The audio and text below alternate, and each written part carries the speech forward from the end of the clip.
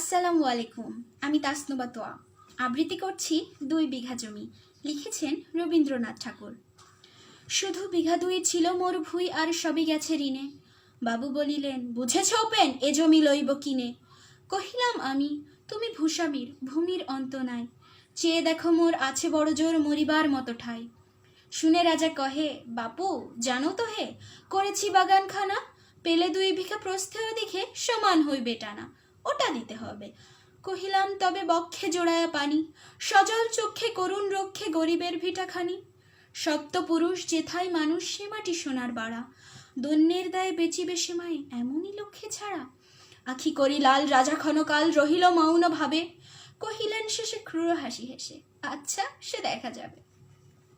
পরে মাস 1.5 ভিটে মাটি ছেড়ে বাহির হইনু পথে। করিল ডিক্রি সকলেই বিক্রি, মিথ্যা দেনার খাতে। এ জগতে হাই সেই বেশি চাই, আছে যার ভুরি ভুরি।